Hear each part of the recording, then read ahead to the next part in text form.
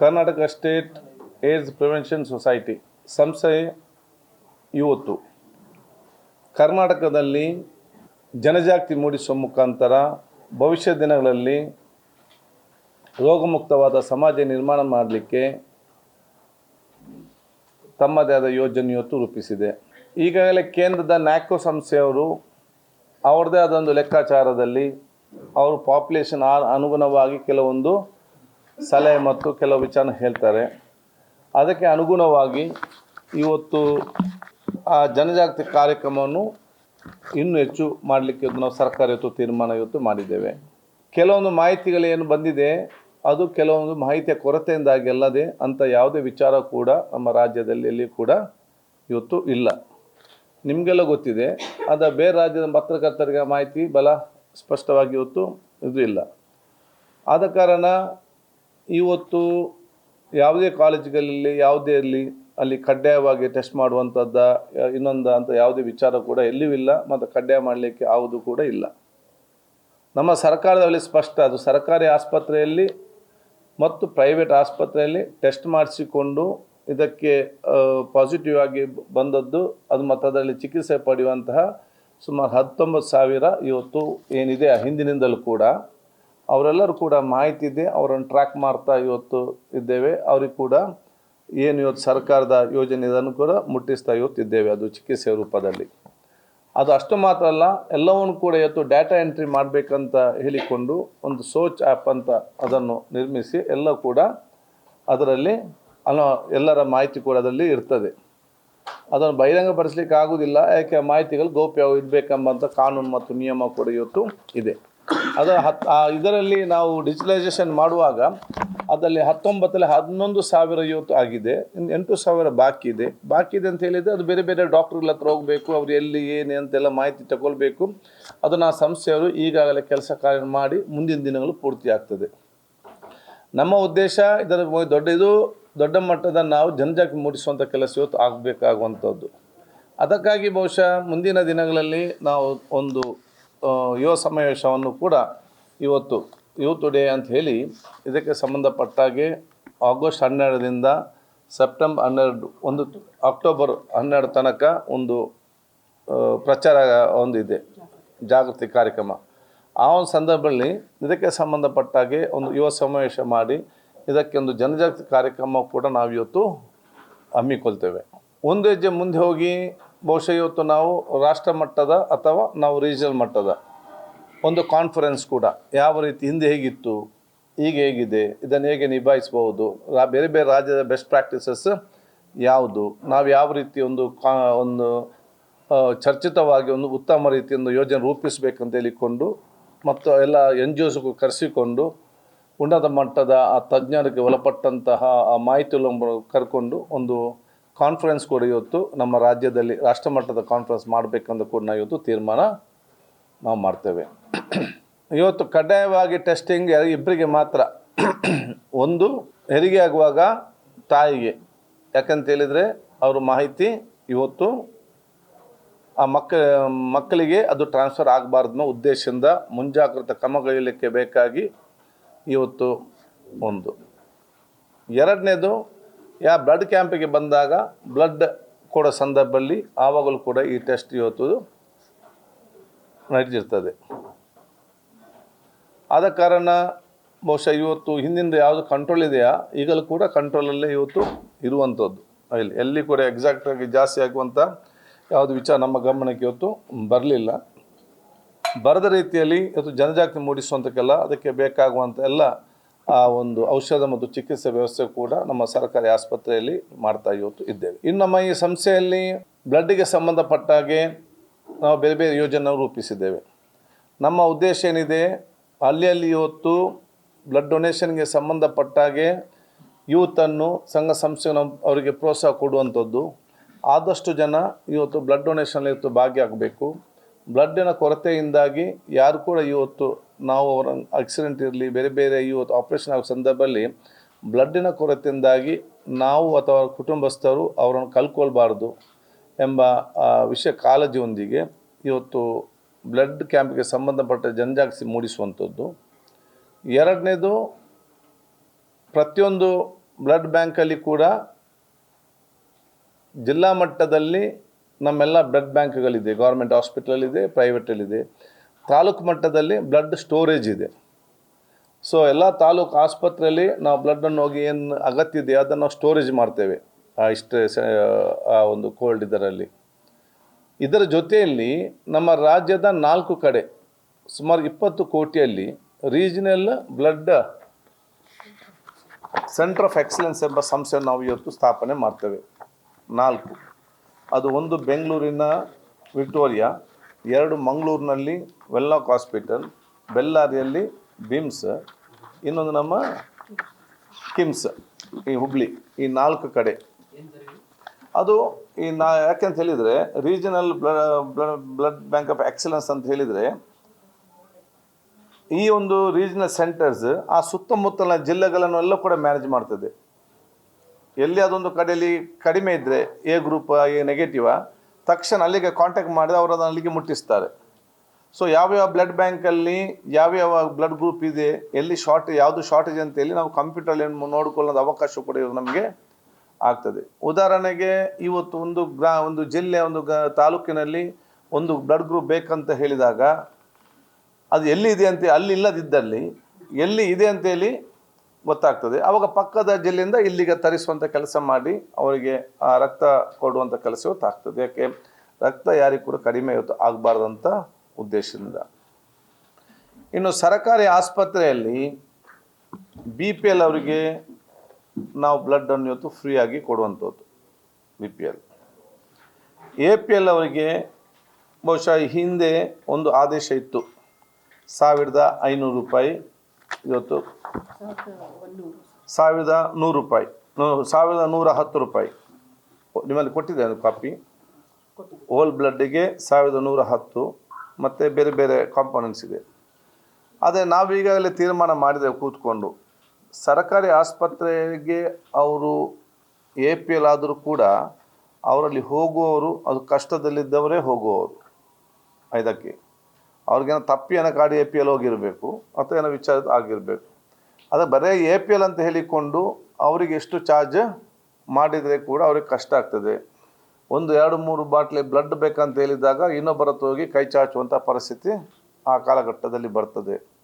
ಅದಕ್ಕೆ ಅವ್ರಿಗೆ ಕೂಡ ಚಾರ್ಜ್ ಮಾಡಬಾರ್ದು ಅಂತೇಳಿ ನಾವು ಮುಂದಿನ ದಿನ ನಾವು ತೀರ್ಮಾನ ಅದನ್ನು ತಗೊಳ್ತೇವೆ ಅತಿ ಶೀಘ್ರದಲ್ಲಿ. ಗೌರ್ಮೆಂಟ್ ಆಸ್ಪತ್ರೆಯಲ್ಲಿ ಅಥವಾ ಮಿನಿಮಮ್ ಆಗಿ ಏನಾದರೂ ಚಾರ್ಜ್ ಮಾಡ್ಬೋದು, ಮಿನಿಮಮ್. ಯಾಕಂದರೆ ಅಲ್ಲಿ ಹೋಗೋರು ಕೂಡ ಅವರು APL ಕಾರ್ಡ್ ಇದ್ದರೂ ಕೂಡ ಆರ್ಥಿಕವಾಗಿ ಬಹಳ ಕಷ್ಟದಲ್ಲಿದ್ದವರೇ ಇವತ್ತು ಇರುವಂಥದ್ದು. ಅದು ಡಾಕ್ಟ್ರ್ ಹೇಳ್ತಾರೆ, ಆಗೋದಿಲ್ಲ. ಯಾಕಂತ ಹೇಳಿದ್ರೆ ಈಗ ಫಾರ್ ಎಕ್ಸಾಂಪಲ್ ಕೆಲವರಿಗೆ ಕಡಿಮೆ ಬೇಕು, ಕೆಲವರಿಗೆ ಜಾಸ್ತಿ ಬೇಕು. ಮತ್ತು ನಾನೀಗ ಒಂದು ಸರ್ಕಾರಿ ಆಸ್ಪತ್ರೆಯಲ್ಲಿ ನಾನು ಬಹಳ ಕಷ್ಟದಲ್ಲಿದ್ದೇನೆ, ನಾನು APL ಕಾರ್ಡ್ ಇರ್ಬೋದು, ನಾನು ಆಸ್ಪತ್ರೆಗೆ ಹೋಗ್ತೇನೆ, ನನಗೆ ನನ್ನ ಮನೆಯವರು ಬದುಕಿಸಲಿಕ್ಕೆ ಎಷ್ಟು ಬೇಕು ಅಷ್ಟೇ ತಗೊಳ್ತಾನದಲ್ಲದೆ ನಾನು ಹೆಚ್ಚಿನ ತಗೊಳ್ಳಿಕ್ಕೆ ಹೋಗೋಲ್ಲ, ಧರ್ಮ ಅಂತ ಹೇಳಿಕೊಂಡು ಎಷ್ಟು ಬೇಕಂತ ಹೇಳಿಕೊಂಡು ಮಾತ್ರ ನೋಡುವಂಥದ್ದು. ಸೊ ಡಾಕ್ಟರ್ ಎಷ್ಟು ಹೇಳ್ತಾರೆ ಅಷ್ಟಕ್ಕೆ ಮಾತಲ್ಲಿ ಸೀಮಿತ ಆಗುವಂಥದ್ದು. ಸೊ ಅದಕ್ಕೆ ನಾವು ಇಷ್ಟಕ್ಕೆ ಮಾತ್ರ ಚಾರ್ಜ್ ಮಾಡಬೇಕಂತ ಹೇಳಲಿಕ್ಕೆ ಆಗೋದಿಲ್ಲ. ಒಬ್ಬ ರಕ್ಷಣೆ ಮಾಡಲಿಕ್ಕೆ ಎಷ್ಟು ಬೇಕು ಅದಕ್ಕೆ ಇರುವಂಥದ್ದು. ಮತ್ತು ಪ್ರೈವೇಟಲ್ಲಿ ನಾವು ರೇಟ್ ಫಿಕ್ಸ್ ಮಾಡಿದ್ದೇವೆ. ಆದರೆ ಕೆಲವೊಂದು ಕಡೆ ಜಾಸ್ತಿ ಹೊತ್ತು ಚಾರ್ಜ್ ಮಾಡೋದು ಕೂಡ ನಮಗೆ ಬಂದಿದೆ. ಅದಕ್ಕೆ ನಾವು ಪ್ರೈವೇಟ್ನಲ್ಲಿ ಸಂಪೂರ್ಣ ಹೋಲ್ ಬ್ಲಡ್ ಇದು ಕೊಡೋದಾದರೆ 1550 ಅದಕ್ಕಿಂತ ಜಾಸ್ತಿ ಅವರು ಚಾರ್ಜ್ ಮಾಡಬಾರ್ದು. ಹೋಲ್ ಬ್ಲಡ್ ಅಂದರೆ ಇಲ್ಲಿ ನಮ್ಮ ಬ್ಲಡ್ ಕೊಡ್ತಾರಲ್ಲ ಇದರಲ್ಲಿ ಅದಕ್ಕೆ. ಮತ್ತು ಅದರಲ್ಲಿ ಕೆಲವು ಬೈಫಿಕೇಶನ್ ಮಾಡಿ ಅದು ಕೊಡ್ತಾರೆ ಇದಕ್ಕೆ ಕಾಂಪೋನೆಂಟ್ಸನ್ನು. ಅದು PRBC ಕೂಡ ಅಷ್ಟೇ 1550. ಪ್ಲೇಟ್ಲೆಟ್ಗೆ ಇವತ್ತು ಸಾಂಕ್ರಾಮಿಕ ರೋಗ ಬಂದ ಸಂದರ್ಭದಲ್ಲಿ ಪ್ಲೇಟ್ಲೆಟ್ ಕೊಡ್ತಾ ಅಂತ ಹೇಳ್ತಾರೆ.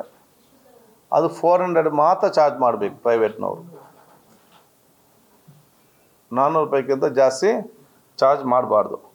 ಪ್ಲಾಸ್ಮಾದಂತ ಕೊಡ್ತಾರೆ, ಆಗಲೂ ಕೂಡ ಅದಕ್ಕೆ ಕೂಡ ಬರೀ 400 ಮಾತ್ರ ಚಾರ್ಜ್ ಮಾಡಬೇಕು. ಇದು ಭಾಳ ಸ್ಪಷ್ಟವಾದ ನಮ್ಮ ಸರ್ಕಾರದ ಇವತ್ತು ಗೈಡ್ಲೈನ್ಸ್ ಇದೆ.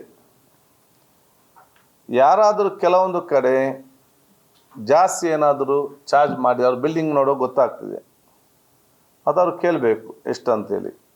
ಇದಕ್ಕಿಂತ ಜಾಸ್ತಿ ಏನಾದರೂ ಚಾರ್ಜ್ ಮಾಡಿದರೆ ತತ್ಕ್ಷಣ ನಮ್ಮ DHO ಕಚೇರಿಗೆ ಅವ್ರ ಮಾಹಿತಿಯನ್ನು ಕೊಡಬೇಕು. ಇದು ನಮ್ಮ ಒಂದು ಮೊದಲ ಆದ್ಯತೆ ಇವತ್ತು ನಮಗೆ ಇರುವಂಥದ್ದು.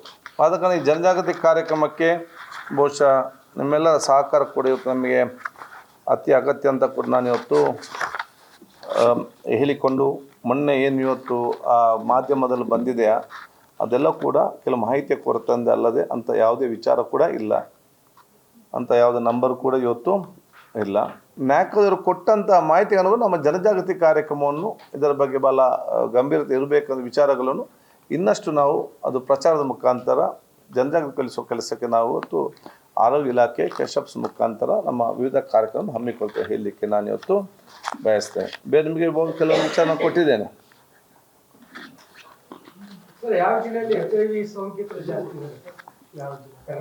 ನಾವೀಗ ಡೇಟಾ ತಗೊಳ್ಳುವಾಗ ಇಡೀ ಜಿಲ್ಲೆ ಇಡೀ ರಾಜ್ಯ ನಾವು ತಗೊಂಡಿದ್ದೇವೆ. ನಾವು ಜಿಲ್ಲಾವಾದಿನೂ ಕೂಡ ಮಾಡಲಿಲ್ಲ.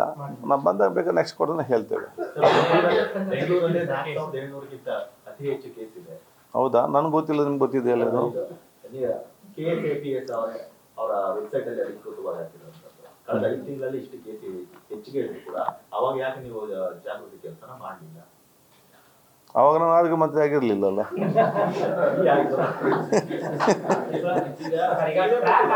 ಮಾಡೋ ಈಗ ಮುಂದಕ್ಕೆ ಅಲ್ಲ, ಈಗ ನಿಮ್ಮ ಸಲಹೆ ಕೊಡಿ ಏನು ಮಾಡ್ಬೇಕಂತ ಹೇಳಿ. ಅದು ಒಂದು ಸೆಕೆಂಡ್ 2004 ಅದೇ ಮಾಡೋದಲ್ಲ. 2004 ಕೂಡ ಈ ನಂಬರ್ ಇದೆ ಅಂತ ಹೇಳ್ತಾರೆ. But will discuss. ಇವಾಗ ಗುಡ್ ಸಜೆಷನ್ ಕೊಟ್ಟಿದ್ದೀರಿ, ನಾನು ಡಿಸ್ಕಸ್ ಮಾಡ್ತೇನೆ.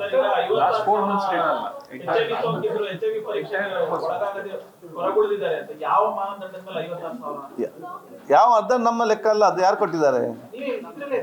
ಅಲ್ಲ ಅದೇ ನಿಮ್ಮ ನೋಡಿ, ಅದು ಕರೆಕ್ಟ್ ಹೋಗಿ ನ್ಯಾಕದವ್ರು ಕೊಟ್ಟಿದ್ದಾರೆ. ಅದು ನಮ್ಗೇನು ಗೊತ್ತಿಲ್ಲ, ಅವ್ರದ್ದೊಂದು ಮಾನದಂಡ ಇದೆ ಅಲ್ಲಿ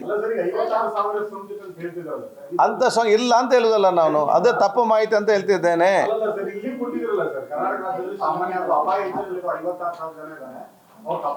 ಅದು ಯಾರ ಆದೇಶ?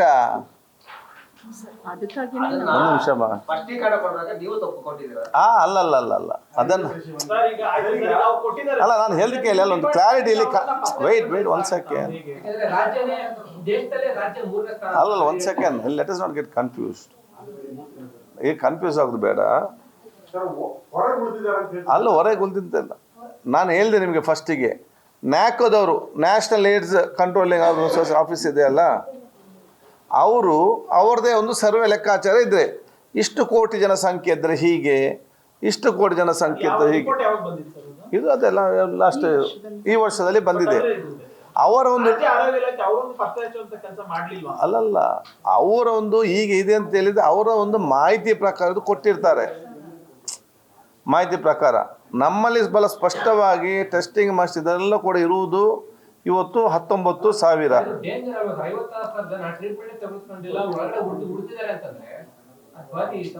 ಅಲ್ಲ ಮತ್ತೆ ನೀವು ಕನ್ಫ್ಯೂಸ್ ಮಾಡ್ತೀರಿ ಇವರೇ. ಅವರು ಹೀಗೆ ಇರಬಹುದು ಅಂತ ಕೊಟ್ಟಿದ್ದಾರೆ, ನಂಬರ್ ಲೆಕ್ಕ ಹಾಕಿ ಕೊಟ್ಟಿದ್ದಾರೆ. ನಾವು ಅದನ್ನ ಹೇಳಿದ್ದು ಅಂತ ಯಾವುದೇ ಸಣ್ಣ ಜನ ಇದು ಅಲ್ಲ. ಅವರು ಬರೇ ಒಂದು ಸರ್ವೆ ಮಾಡಿ ಒಂದು ಲೆಕ್ಕಾಚಾರ ಮುಖಾಂತರ ಕೊಟ್ಟಿದ್ದಾರೆ ನ್ಯಾಕದವ್ರದ್ದು. ನೋಡಿ, ಈಗ ನಮ್ಮ ರಾಜ್ಯ ಇಡೀ ದೇಶದ ಎಲ್ಲ ರಾಜ್ಯಕ್ಕೆ ಅವ್ರದ್ದು ಯಾವ್ದು ವಿಚಾರ ಕೊಟ್ಟಿದ್ದಾರೆ. ಒಂದು ಸೆಕೆಂಡ್, ಅದನ್ನು ಕೇಳ್ತೇನೆ ನಾನು. ಅದಕ್ಕೆ ಅದರಲ್ಲಿ ನಾವು ಇವತ್ತು ಒಂದು ಹೆಜ್ಜೆ ಮುಂದೆ ಹೋಗಿದ್ದಕ್ಕೆ ಜನಜಾಗೃತಿ ಮೂಡಿಸುವಂಥ ಕೆಲಸ ಮಾಡಿದ್ದೇವೆ.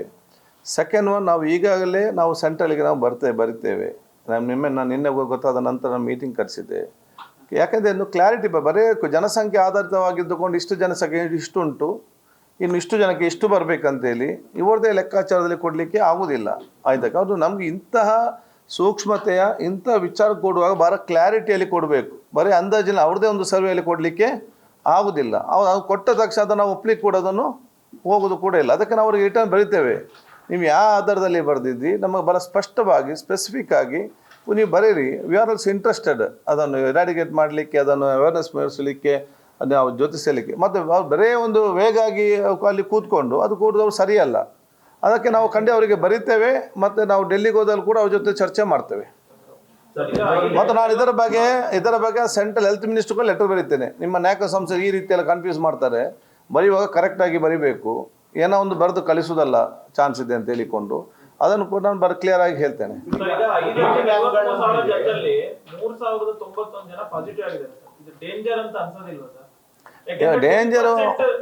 ಡೇಂಜರ್ ಒಬ್ಬರಿಗೆ ಬಂದರೂ ಕೂಡ ಡೇಂಜರೇ. ಅದು ಪ್ರತಿಯೊಬ್ಬ ಜನ ಕೂಡ ಅರ್ಥ ಮಾಡಿಕೊಳ್ಬೇಕು, ಪ್ರಿವೆಂಟಿವ್ ಮೆಷರ್ ಇರಬೇಕು. ಅದಕ್ಕಾಗಿ ನಾವು ಈ ಜನಜಾಗೃತಿ ನಿಮ್ಮ ಮುಖಾಂತರ ನಾವು ಇವತ್ತು ಮಾಡ್ತಾ ಇದ್ದೇವೆ.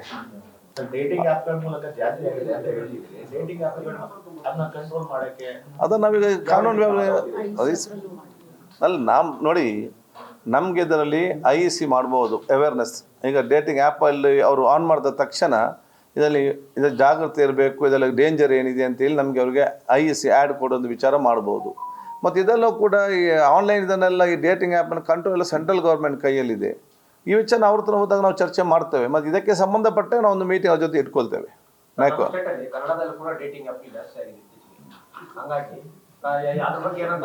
ಈ ಕನ್ನಡದಕ್ಕೆ ಬೇರೆಯವ್ರು ಇರ್ತಾರಾ?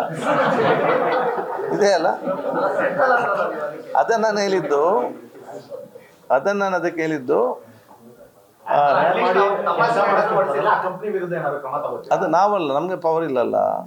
ಸೆಂಟ್ರಲ್ ಅಷ್ಟು ಟೇಕನ್ ಆ್ಯಕ್ಟ್ ಅದರಲ್ಲಿ ಇದೆಲ್ಲ ನಾವು ಚರ್ಚೆ ಮಾಡ್ತೇವೆ ಇದಕ್ಕೆ. ಬಟ್ ಇದರಲ್ಲಿ ನಾವೇನು ಮಾಡ್ತೇವೆ ಅಂತ ಅದರಲ್ಲಿ ಕೂಡ ಒಂದು IEC ಬರೋ ರೀತಿ ಮಾಡ್ತೇವೆ. ಆಮೇಲೆ ಬ್ಲಡ್ ತಗೊಳ್ಳೋಂತ ಕ್ಯಾಂಪ್ಗಳು ಆಗ್ತಾರಲ್ಲ ಸರ್, ಕೆಲವೆಲ್ಲ ಕೂಡ ಅಥೆಂಟಿಕ್ ಇಲ್ದಿರೋಂತ ಕಂಪನಿಗಳು ಪಾರ್ಕ್ ಪಕ್ಕ, ಗ್ರೌಂಡ್ ಪಕ್ಕ ಎಲ್ಲ ಹಾಕ್ತಾರೆ. ಅದು ನಿಮ್ಮ ಇಲಾಖೆ ಗಮನಕ್ಕೆ ಬಂದಿದ್ಯಾ? ಬಂದ್ರೆ ಏನ್ ಆಕ್ಷನ್ ತಗೊಂಡಿದ್ದೀವಿ? ನೋಡಿ, ನಮಗೆ ಹೈಜೀನ್ ಇರಬೇಕು. ಒಂದು ಇವತ್ತು ಪಾರ್ಕ್ ಪಕ್ಕ ಇನ್ನೊಂದು ಪಕ್ಕ ಸುಸಜ್ಜಿತವಾಗಿ ಮ್ಯಾಟ್ ಗೀಟ್ ಎಲ್ಲ ಹಾಕಿ ಕವರ್ ಎಲ್ಲ ಮಾಡಿ ಒಂದು ಅಲ್ಲ ಬ್ಲಡ್ ಸೇಫ್ಟಿ ಇಲ್ಲ ಹಾಗೆ ಸುಮ್ಮನೆ ಬಂದು ಯಾರ್ಯಾರು ಬಡ್ದು ಯಾರು ಕೊಡ್ತಾನೆ ಹೋಗಿ ಬ್ಲಡ್ ಕೊಡುವವನು? ಅಲ್ಲಿ ಬ್ಲಡ್ ಬ್ಯಾಂಕಿನವರು ಬಂದು ಯಾವುದಾದ್ರು ಮೆಡಿಕಲ್ ಕಾಲೇಜ್, ಯಾವುದಾದ್ರು ಬ್ಲಡ್ ಬ್ಯಾಂಕ್ ಸೇಫ್ಟಿ ಆಫೀಸಿಂದ ಅಥರೈಸ್ ಬ್ಲಡ್ ಬ್ಯಾಂಕಿನವ್ರ ಜೊತೆ ಈ ಸಂಘ ಸಂಸ್ಥೆಯವರು ಸೇರಿಕೊಂಡು ಕೆಲವೊಮ್ಮೆ ಬಸ್ ಮಾಲಕರು, ರಿಕ್ಷಾ ಚಾಲಕರು, ವಾರ್ಷಿಕ ಕಾರ್ಯಕ್ರಮಕ್ಕೆ ಸಂಘ ಸಂಸ್ಥೆಯವರು ಅಲ್ಲಿ ಒಂದು ಶಾಮಿಯಾನ ಹಾಕಿದ ನಮ್ಮ ಅದನ್ನು ಕ್ಲೀನಾಗಿ ಮಾಡಬೇಕಂತ ಇದೆ. ಅದನ್ನು ನಾವು ಹೊಂದೋಗ್ತೇವೆ. ಅವರೊಂದು ಆಸಕ್ತಿ ಕಾಳಜಿಯನ್ನು ವಹಿಸ್ತೇವೆ. ಬ್ಲಡ್ ಕೊಡಲಿಕ್ಕೆ ಬೇಕಾಗಿರೋ ಒಂದು ಆಸಕ್ತಿಯನ್ನು ಅದನ್ನು ವಹಿಸ್ತೇವೆ. ಸ್ವಲ್ಪ ಸಿಸ್ಟಮ್ಯಾಟಿಕ್ ಮಾಡಿ ಹೇಳ್ತೇವೆ. ಮತ್ತು ಯಾವುದೇ ಬ್ಲಡ್ ಬ್ಯಾಂಕ್ ಇಲ್ಲದೆ, ಬ್ಲಡ್ ಸೇಫ್ಟಿ ಆಫೀಸರ್ ಇಲ್ಲದೆ ಅಲ್ಲಿ ಹೋಗೋದು ಯಾರು ಕೂಡ ಮಾಡೋದಿಲ್ಲ. ಮತ್ತು ಈ ಸಂಬಂಧ ತಾವು ಹೇಳಿದಾಗೆ ಈ ಸಂಬಂಧಪಟ್ಟಾಗೆ ನಾವು ಮುಂದಿನ ತಿಂಗಳಲ್ಲಿ ಯಾವ ರೀತಿ ನಾವು ಬ್ಲಡ್ ಡೊನೇಷನ್ ಇದನ್ನು ಜಾಸ್ತಿ ಮಾಡಬೇಕು, ಯಾವ ರೀತಿ ಹೈಜಿನಿಕ್ ಅದನ್ನು ನಾವು ನೋಡಿಕೊಳ್ಬೇಕು, ಮತ್ತು ಜಾಸ್ತಿ ಅದನ್ನು ಹೇಗೆ ಬರಬೇಕು, ಎಲ್ಲ ಬ್ಲಡ್ ಡೋನರ್ಸ್ ಯಾರಿದೆ, NGOs ಇದೆ, ಬ್ಲಡ್ ಡೋನರ್ಸ್ ತುಂಬ ಜನ ಒಂದೊಂದು ಜಿಲ್ಲೆಯಲ್ಲಿ ತುಂಬ ಸ್ವಯಂ ಪ್ರೇರಿತ ಬರುವಂಥ ಯಂಗ್ಸ್ಟರ್ಸ್ ಇದ್ದಾರೆ. ಅವರೆಲ್ಲ NGOಗಳ ಮೀಟಿಂಗನ್ನು ನಾವು ಬೆಂಗಳೂರಲ್ಲಿ ಕರೀತಾ ಇದ್ದೇವೆ. ಕರೆದು ಒಂದು ಸ್ಪಷ್ಟವಾದ ಒಂದು ಪ್ರೋಟೋಕಾಲ್. ಆ ಶಾರ್ಟೇಜ್ ಅಂತ ಹೇಳಲಿಕ್ಕೆ ಆಗೋದಿಲ್ಲ. ಕೆಲವೊಂದು ಗ್ರೂಪ್ಗಳ ಶಾರ್ಟೇಜ್ ಕೆಲವೊಮ್ಮೆ ಬರ್ತದೆ, ಕೆಲವೊಂದು ಗ್ರೂಪದು ಅದು ಸರಿ. ಆದರೆ ನಮಗೆ ಸಾಕಾಗೋದಿಲ್ಲ. ಈಗಿನ ಪರಿಸ್ಥಿತಿಗೆ ಇನ್ನೂ ಕೂಡ ಬೇಕಾಗ್ತದೆ ಮುಂದಿನ ದಿನಗಳಲ್ಲಿ. ಸೊ ನಾವು ಅದನ್ನು ಎಷ್ಟು ನಾವು ಜನಜಾಗೃತಿ ಮೂಡಿಸ್ತಾ ಹೋಗ್ತೇವೆ ಅಷ್ಟು ಅದರಲ್ಲಿ ಇವತ್ತು ಪ್ರಯೋಜನ ಆಗ್ತದೆ. ಗೌರ್ಮೆಂಟ್ ಹಾಸ್ಪಿಟಲ್ ಬೆಡ್ ಇದ್ರೂ ಕೂಡ ಕೆಲವೊಂದು ಕಡೆ ಏನ್ ಮಾಡ್ತಾರೆ, ಬೇರೆ ಕಡೆ ತಗೊಂಡ್ಬನ್ನಿ ಅಂತ ಹೇಳಿ ಹೇಳ್ತಾರೆ. ಎಲ್ಲಿ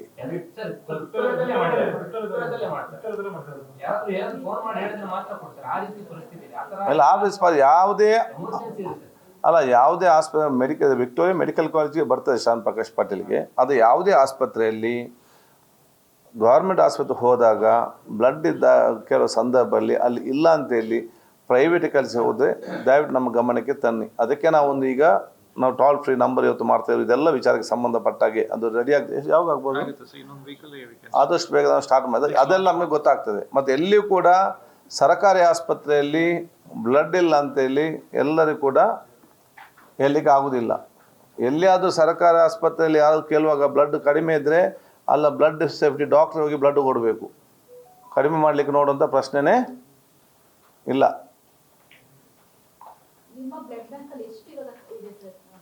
ಇಡೀ ರಾಜ್ಯದ ಬ್ಲಡ್ ಬ್ಯಾಂಕಿನಲ್ಲಿ ಬೇರೆ ಬೇರೆ ಬ್ಲಡ್ ಸ್ಟೋರೇಜಲ್ಲಿ ಇಷ್ಟಿರ್ತದೆ. ಬ್ಲಡ್ ಬ್ಯಾಂಕಿನಲ್ಲಿ ಸರ್ ಇರ್ಬೋದು. Total amount it is